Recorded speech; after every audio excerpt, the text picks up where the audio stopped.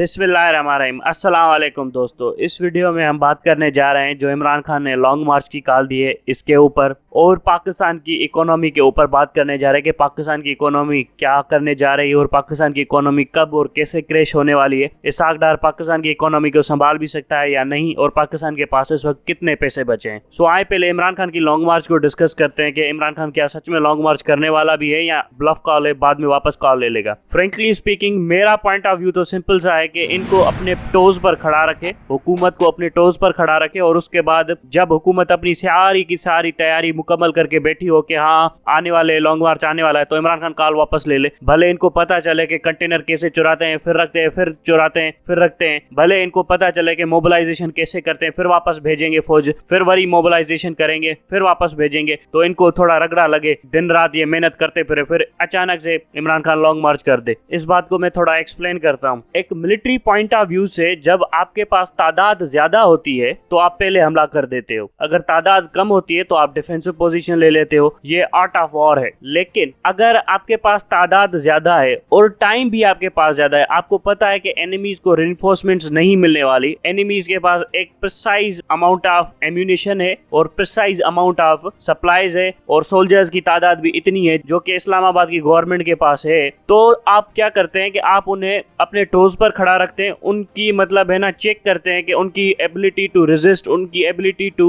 Manage a long term operation वो क्या है। अब फॉर एग्जांपल अगर मैं लॉन्ग मार्च कंडक्ट कर रहा होता इस वक्त, तो मैं सबसे पहले ये करता कि 5-5 हजार के 3 से 4 ग्रुप बना लेता और उनको सिर्फ ये कहता कि 4 से 5 दिन आपने लड़ाई करनी है, फिर आपने घर चले जाना है, फिर 20 हजार का एक और ग्रुप आएगा, उसने 4 से 5 दिन लड़ाई करनी है, फिर उसने घर चले जाना है। फिर मैं इसी तरह से इस गवर्नमेंट को 1 महीने 2 महीने तक मतलब है ना लॉन्ग टर्म एंगेज करने की कोशिश करता। इससे ये होता कि हुकूमत के पास एक मतलब है ना एज खत्म हो जाता। हुकूमत को ये लगता होता कि ये 1 दिन के लिए आए, ये 2 दिन के लिए आए, ये 3 दिन के लिए आए, लेकिन जब हुकूमत को मैं लंबा 1 महीने तक खींचता ना, तो हुकूमत अपनी हिम्मत हार जाती। फिर चाहे वो फौजी बुला लेते या रेंजर्स भी बुला लेते, ये अपनी हिम्मत हार जाते, क्योंकि इनको पता था कि अब ये लंबी चलेगी। और सबको पता है कि इस्लामाबाद के अंदर लॉजिस्टिकल कैपेसिटी पुलिस के पास या रेंजर्स के पास इतनी नहीं है कि वो 20 से 30 हजार बंदा बुलाकर यहाँ पर रखे। याद रखें, जब भी आप लॉन्ग मार्च करते हैं, अगर आपकी तादाद 10 लाख हो तो इन एनी केस इस्लामाबाद को 1.5 लाख से करीब बंदा वापस बुलाना पड़ता है, फौजें बुलानी पड़ती हैं। 1.5 लाख बंदा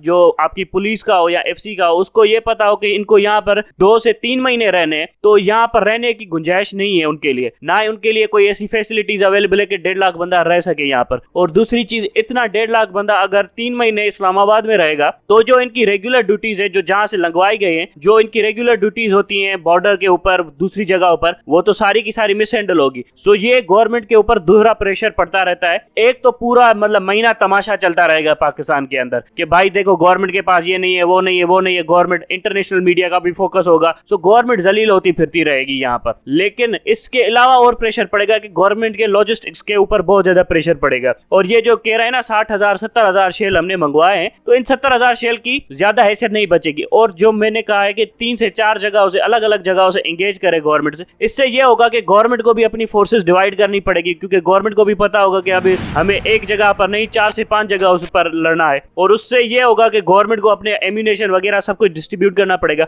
इमरान खान के नौजवान 1 महीने के लिए लड़ेंगे, यहाँ समझ ले पहली जो शिफ्ट होगी वो 3 दिन के लिए लड़ेगी, फिर 3 दिनों के बाद आराम करेगी, फिर दूसरी शिफ्ट आएगी। तो गवर्नमेंट के पास इतनी फैसिलिटी नहीं है कि इतनी लॉन्ग टर्म मैनेजमेंट कर सके। At the end of the day government को सरेंडर करना पड़ेगा, और इस्लामाबाद कॉन्कर करना कोई मुश्किल नहीं है। ये बस इसलिए होना चाहिए लॉन्ग मार्च कि इस गवर्नमेंट को जलील किया जा सके। बाकी इस गवर्नमेंट की बिल्डिंगों को टेक ऑन करना, इस गवर्नमेंट की बिल्डिंगों के ऊपर कब्जा करना, ये कोई मकसद नहीं है होना चाहिए लॉन्ग मार्च का, बल्कि इस गवर्नमेंट को, इसके हैंडलर्स को खड़े होकर जलील करना हो। बस ये लॉन्ग मार्च इसलिए होना चाहिए। जब इस्लामाबाद मफलूज रहेगा तो पूरे पाकिस्तान में काम नहीं होगा, फिर लोगों को पता चल जाएगा कि इस गवर्नमेंट की क्रेडिबिलिटी क्या है, और इस गवर्नमेंट की जो छोटी मोटी सी लेजिटिमेसी है जो मतलब बनाई है इन्होंने, वो भी क्रश कर जाएगी। पूरी दुनिया के सामने पता चल जाएगा कि 1 महीने से इस्लामाबाद अंडर सीज लगा पड़ा है और इस गवर्नमेंट के पास कोई कैपेसिटी नहीं है। फिर गवर्नमेंट ऑप्शन नंबर 2 पर जाएगी, और वो ऑप्शन नंबर 2 ये होगा कि इनको एक मैसिव ऑपरेशन कंडक्ट करना पड़ेगा अक्रॉस द पाकिस्तान PTI के खिलाफ, और वो मैसिव ऑपरेशन ये कंडक्ट नहीं कर सकते क्योंकि 2 जगहों पर इमरान खान की हुकूमत है। सो पुलिस भी वहां पर ऑपरेशन कंडक्ट नहीं करेगी और रेंजर्स डायरेक्ट इंटरवीन कर नहीं सकती सूबाई हुकूमतों के अंदर। सो ये गवर्नमेंट मफलूज होकर रह जाएगी। अगर इनको गवर्नमेंट को इंगेज ही करना है तो इस्लामाबाद के ऊपर चढ़ाई ना करे, बल्कि बल्कि इस्लामाबाद के ऊपर थोड़ी सी रेड करते रहे, जैसे पुतिन ने किया था। उसने यूक्रेन के ऊपर जाकर कब्जा नहीं किया, वो गया 2-3 थप्पड़े मारी यूक्रेनियन को, फिर वापस निकल आया और जो एरियाज उसको चाहिए थे वो उसने स्पेसिफिकली ले लिए।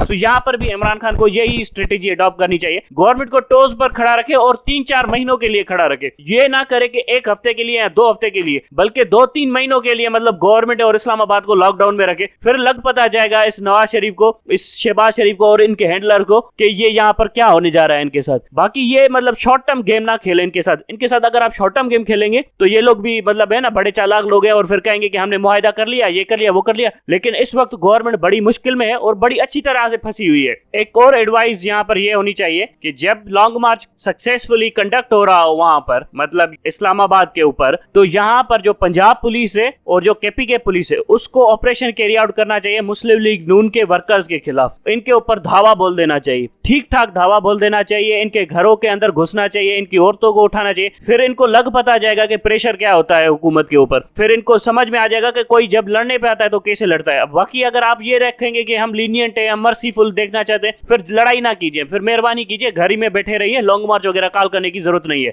आपको गवर्नमेंट को अपने टोज पर खड़ा रखना है, वो भी 3-4 महीनों के लिए खड़ा रखना है। और उसके बाद आपने इनके जो स्ट्रक्चर है मुस्लिम लीग नून का और इनके जो लॉयलिस्ट हैं जो कि पंजाब में केपीके में बैठे हुए हैं, उनके खिलाफ भी सख्त ऑपरेशन करना है ताकि मुस्लिम लीग नून को भी लग पता जाए कि उसके साथ होने क्या जा रहा है। उसके बाद इनके खिलाफ असेंबली में motion of no confidence move करनी है ताकि इनको और ज्यादा लग पता जाए कि इनके साथ होने क्या जा रहा है। सो ये वो चीजें हैं जिससे ये हुकूमत उखड़ जाएगी और इसके हैंडलर्स भी संभाल नहीं सकेंगे। फौज दिन रात एक भी कर ले तब भी इसको संभाल नहीं सकेगी। फौज फिर एक ही काम कर सकती है कि वो मार्शल लॉ लगा दे, मार्शल लॉ लगाएगी तो खुद खुलकर सामने आ जाएगी। बाकी इसके अलावा वो कभी भी इस तरह के लॉन्ग मार्च को हैंडल नहीं कर सके। अब ये देखना पड़ेगा कि इमरान खान के साथ वफादार कौन कितने लोग हैं और कैसे हैंडल करने चाह रहे हैं इस लॉन्ग मार्च को, क्योंकि इमरान खान के करीब भी बहुत ज्यादा मतलब है ना ऐसे लोग हैं जिनके ऊपर भरोसा नहीं किया जा सकता। इमरान खान ने तो यहाँ तक भी कह दिया है कि मैंने शाह महमूद कुरैशी को भी नहीं बताया कि हम लॉन्ग मार्च कब करने वाले, वरना शाह महमूद कुरैशी कूद कर आर्मी वालों को बता देता कि ये अब आ रहा है लॉन्ग मार्च करने के लिए। सो ये जो होता है ना डिटेल्स छुपाना, ये भी एक अच्छी आदत है इमरान खान ने जो अब हासिल कर ली है इतने साल रगड़े खाने के बाद। अब आते हैं इकोनॉमी की तरफ। अब एक तरफ आपके यहाँ पर लॉन्ग मार्च हो रहा है, दूसरी तरफ मोदी ने आपकी रेटिंग बिल्कुल खत्म कर दी है, मतलब आपकी इकोनॉमी नेगेटिव में जा रही है। यहाँ पर ग्रोथ लोग कह रहे थे कि 7% ग्रोथ होगी, 3% होगी, 5% ग्रोथ होगी, यहाँ पर तो नेगेटिव रेटिंग आ गई। मतलब इसके हिसाब से अगर देखा जाए तो पाकिस्तान की जो ग्रोथ होगी वो होगी ही नहीं, मतलब यहाँ तो 0% होगी या नेगेटिव में होगी, 1+ तो मुश्किल से होती, 1% ग्रोथ भी नहीं होगी पाकिस्तान की। सो इससे ये पता चल रहा है कि पाकिस्तान की इकोनॉमी स्टेगनेंट हो गई, एक जगह पर जाकर खड़ी हो गई। जो ग्रोथ नहीं होगी तो पाकिस्तान की अर्निंग नहीं बढ़ेगी, अर्निंग नहीं बढ़ेगी तो लोगों के पास पैसे नहीं आएंगे, और जब लोगों के पास पैसे नहीं आएंगे तो बेरोजगारी वगैरह गुर्बत ये सब कुछ ज्यादा बढ़ने लगेगी। दूसरी जो सबसे इंपॉर्टेंट चीज हुई है वो ये हुई है कि मोहम्मद बिन सलमान ने पॉलिसी डिक्लेयर कर दी है ओपेक कंट्रीज की, oil producing and exporting countries की, वहां पर कि उन्होंने 20 मिलियन बैरल प्रोडक्शन कम कर दी है ऑयल की, जिससे यह होगा कि पूरी दुनिया के अंदर ऑयल की सप्लाई कम हो जाएगी, डिमांड हाई हो जाएगी और प्राइसेस बहुत ज्यादा हाई हो जाएंगे। सो जो पेट्रोलियम प्रोडक्ट्स हैं उनकी प्राइस पूरी दुनिया में बढ़ने जा रही है। और अरब कंट्रीज ने इस बार तय कर लिया कि हमने इस बार इस यूक्रेन वॉर से बहुत ज्यादा पैसा बनाना है। मतलब मोहम्मद बिन सलमान को आप कुछ भी कहें, उसने कह दिया है कि हमने पैसा बनाना है, सो बनाना है, वो पैसे बना रहा है। अमेरिका ने तो कह दिया है कि हम अपने स्ट्रेटेजिक रिजर्व्स वगैरह हैं वो मोबिलाइज करेंगे और अमेरिकन अवाम को इस इन्फ्लेशन से बचा लेंगे। लेकिन इसमें सबसे ज्यादा रगड़ा लगेगा पाकिस्तानी जैसे गरीब मुमालिक को और यूरोप को। यूरोप तो आप समझ ले तबाह हो गया, अमेरिका का तो कुछ नहीं गया, यूरोप तो तबाह हो गया। अब जब इतना बड़ा इकोनॉमिक रिसेशन यूरोप के अंदर आएगा, अब देखेंगे कि ये जो इसहाकदार फुर्तियां मारता फिर रहा है ना, मैं यूं कर दूंगा, मैं वो डील करूंगा, मैं ये सब कुछ हासिल कर लूंगा। अब देखते हैं कि इसहाकदार क्या हासिल करने की कोशिश करता है यहाँ से, क्योंकि इसको लग पता जाएगा जब इसको ऑयल के पैसे भरने पड़ेंगे, और इसको लग पता जाएगा जब इसको एक्सपेंसिव ऑयल खरीदना पड़ेगा। पिछली बार क्राइमिया के ऊपर जब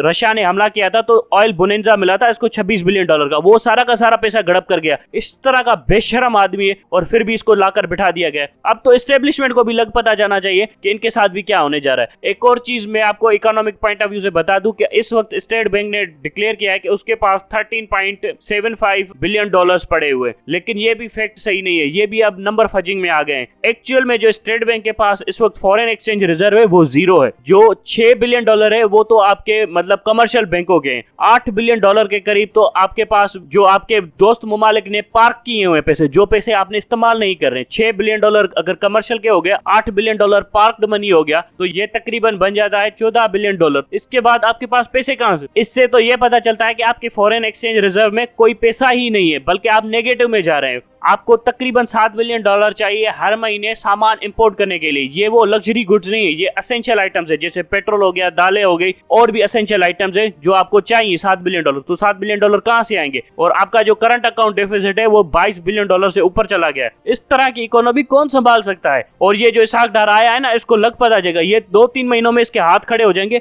और मैं पाकिस्तानियों को यह समझा देना चाहता हूं इस वक्त कि आपने बजटिंग करनी है, आपने बहुत ज्यादा पैसे बचाने, और आपने मतलब बिल्स है ना डायरेक्टली पे नहीं करने। गवर्नमेंट अगर कहेगी कि आपको यहाँ पर 40,000 बिल भेज रही है तो आपने क्या करना है, उसकी किस्तें करवानी है। किस्तें नहीं करवा सकते तो बिल पे ना करें, मेहरबानी करें, क्योंकि पैसे बचाएं। आपके ऊपर बहुत ज्यादा मतलब है ना क्राइसिस आने वाला है आने वाले दिनों में। मार्च तक तो ये इकोनॉमी बिल्कुल तबाह हो चुकी होगी 2023 में। सो इसलिए मैं ये कहता हूं कि अपने पैसे बचाएं और पैसों से गोल्ड वगैरह खरीद ले, क्योंकि गोल्ड की वैल्यू ज्यादा होगी आने वाले दिनों में, रुपये की वैल्यू और ज्यादा डेप्रिशिएट होगी। सो मेहरबानी करके गोल्ड खरीद लें, पैसे बचाएं, और बिल्स वगैरह जिसके भी हो ना तो आधे पे करें। अगर आपको किसी दूध वाले के बिल देने हो तो उसको कहें कि अगले महीने ले लेना मुझसे। इस तरह से अपने पैसे बचाएं, मतलब किसी को भी फीस वगैरह 2 महीने 3 महीने टाल दें, ताकि आपके यहाँ के ऊपर पैसे बचें, और उन पैसों से गोल्ड वगैरह खरीद लें। बाद में आप मार्केट में सेल करके अच्छी प्राइस वापस ले लेंगे, क्योंकि रुपये बहुत ज्यादा डेप्रिशिएट होने वाला है आने वाले दिनों में। Thank you very much.